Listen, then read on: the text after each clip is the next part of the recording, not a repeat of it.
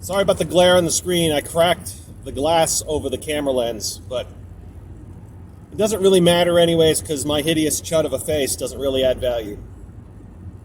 So just go on audio. Substance of what I have to say matters more than my appearance. In fact, I might get more views if you don't have to look at this mug. Okay. Something that really frosts my ass, and it's frosted it for some time, is Christian Doomers. Now, over on MD Creekmore's channel, amongst others, he breaks down the layout of the surveillance state, AI surveillance state. And the Christian Doomers have two responses to this. It's either A, you're waiting for the rapture back in the sky to suck you up into heaven, or B, you're waiting to die. You're so hung up on the alleged power of your adversary. You think there's nothing you can do about it. Okay, let me talk about the nature of the enemy you're battling right now. Okay, they are capable of violence, but it's 10% violence, 90% propaganda. And their surveillance state, their surveillance system, is utterly and totally dependent on an extremely fragile electrical grid. Right? Which, it's subject to storm damage. Yeah, there could be an EMP if we get hit with a coronal mass ejection from the sun. It could break it, right? There is very little in the way of mischief or sabotage, because the righteous and the wicked, and everyone in between, whatever God you believe in, your highest God is the electrical grid. It's the convenience of electricity. We have become so domesticated. As a species, we are so domesticated no matter what we do, right? Someone can go out and cause mayhem, right? Someone could be a criminal. They go around, rob banks, and then they unalive 3 or 4 people, and then they SA someone else, and then they come home and they expect the lights to turn on and the toilet to flush and the TV to work and all that. And same for the person who you might live out your life totally. You're out feeding the homeless. You're out preaching the gospel. You're out doing this. You're all these good things. But when you get home, again, what you expect more than anything is for the lights to come on and the toilet to flush and the TV to work. And we could argue all about in our culture, like whose statues, whose monuments are standing, whose are being torn down, right? You had statues of what Southern generals from the Civil War being torn down, and other statues going up, and then you have people were painting murals of George Floyd all over everything, and now people are painting murals of that Ukrainian girl, Iryna, I can't remember her last name, all over everything. And but the greatest icon of all is all around you all the time. It is the utility poles, that your electrical grid. This is the monument all around you. This is the religious icon. And that's the backbone of the beast system. And you feel intimidated, understandably, because you've been domesticated. Very few people in the modern world have any skill that would allow them to survive outside of it. Now, there are some people who live on the periphery of it, the homeless. They'll scavenge, they'll recycle materials, they might do odd jobs, and the little bit of connection they have to the system, they'll take whatever little cash they earn and go to the grocery store or something and buy what they need, right? Not many people live in the wild. Not many people know what plants they can eat and what ones they have to avoid. They don't know how to kill an animal and eat it. There's even some homeless people that learn how to kill rats and cook them and eat rat on a stick. Yeah, not quite appetizing given the parasites that the rats get in their body, but it is food. If it's okay, no one knows how to hunt an animal of any size, kill it, skin it, tan the hide, make clothing of some sort out of it. Very few people know how to build shelter, even just a debris hut, a meaningful debris hut that's rainproof at least. No one knows how to make a fire by friction, for the most part. You're totally and utterly dependent on the system, and that's why you feel helpless, because if you had the skill to walk away, you could. And we've been bred deliberately and socially engineered to be dependent on a system, which then, so that it can close in on us.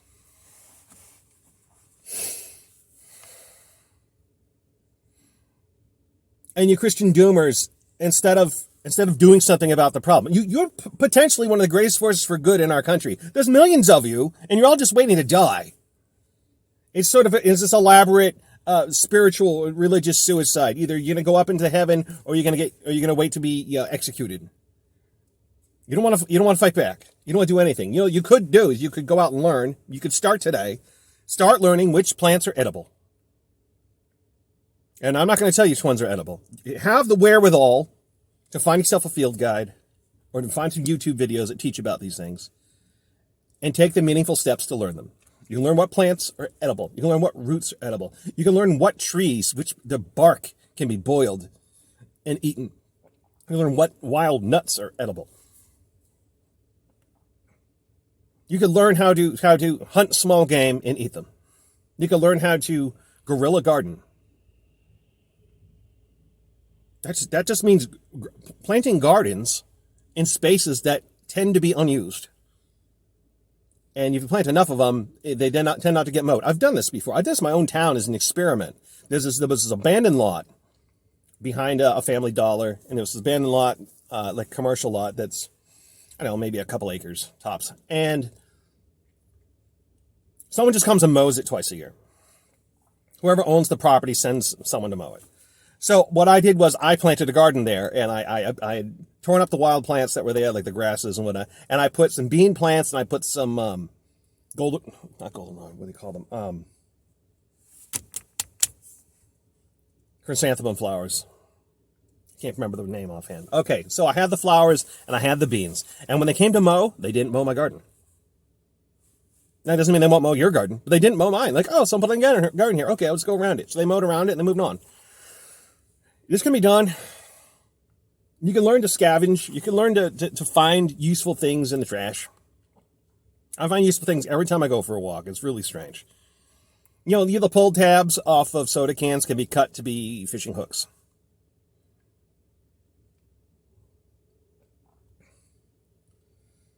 You can learn how to make cordage, something I suck at. I've tried and tried and tried. I suck at making cordage. I can't make cordage. Every time I try, I fail. I've tried to splice existing cordage together, like rope, and I can't. I keep failing at that too. Okay, I've dabbled in 1,000 things, so I have a tiny experience in 1,000 things, so I could share that with other people who could then turn around and specialize in it.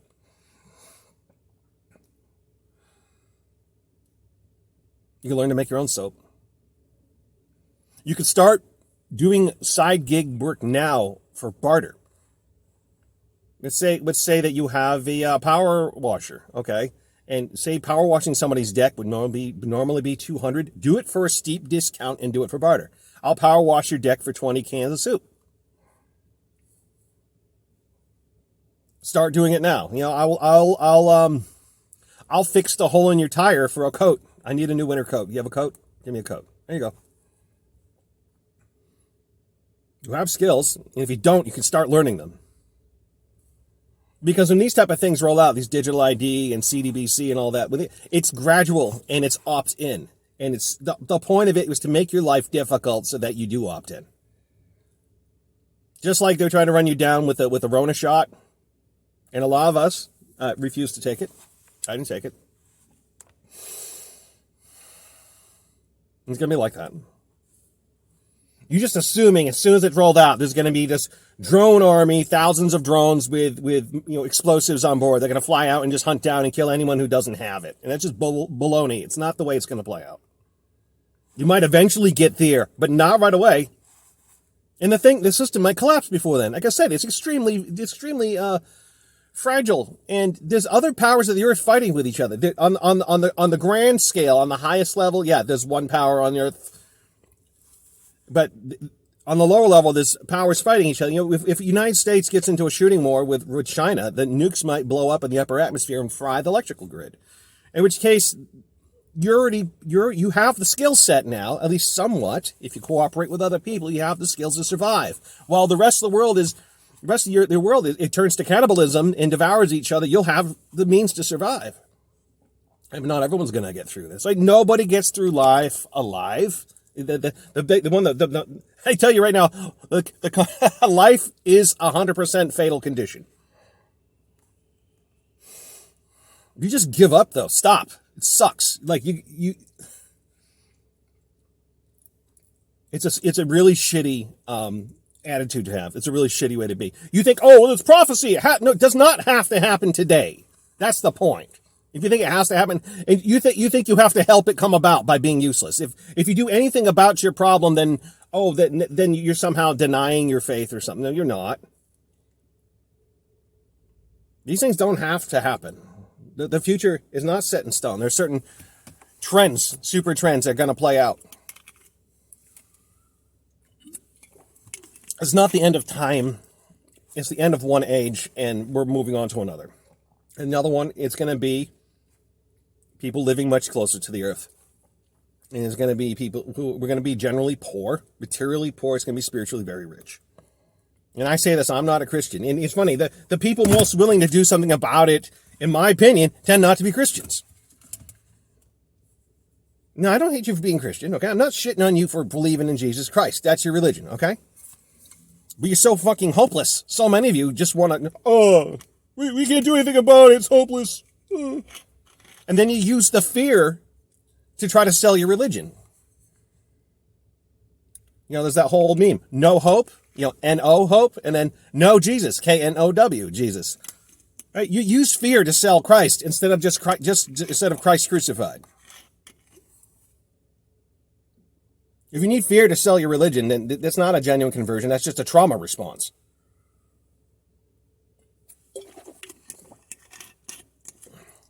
There's no confidence in the Holy Spirit there. It's just, hey, look, this is horrible. Don't worry. Convert, and everything will be okay. Stop it. It's bullshit. You can do something about your problem. There's millions of you. Millions of people opting out. I mean, even the WEF people, the World Economic Forum people, they envision a great number of people opting into their smart cities, their control grid and all that. But they also recognize there's going to be people who drop out and do not participate and live a low-tech existence outside of the city, away from the city. This is an opt-in tyranny. You don't have to opt in. You don't have to just say, oh, I'm going to die. Nothing I can do about it. Now, it wouldn't surprise me, okay, if incentives become more stick and less carrot over time. But in the end, they can have their own fucking problems just keeping their machine running because it's fragile as hell.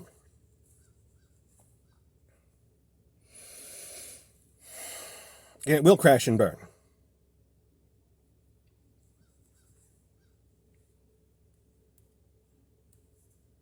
So I think your Christian doomers need to knock it off. No, I can't force you to do anything. That's one man and his opinion. One man in the middle of nowhere, his opinion. I think Christian doomers are full of shit.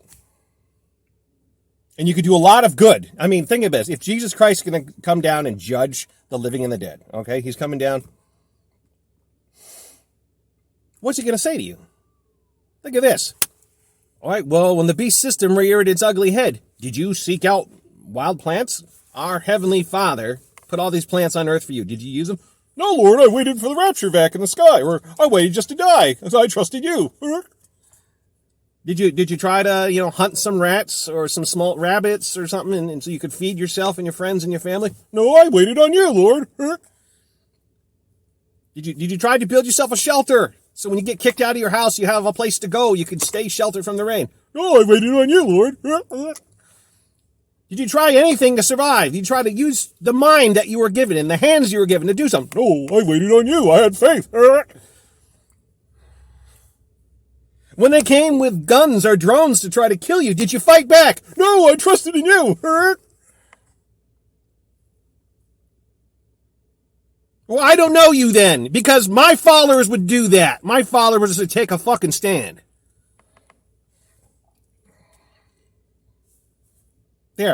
Here's a preview of the judgment for you.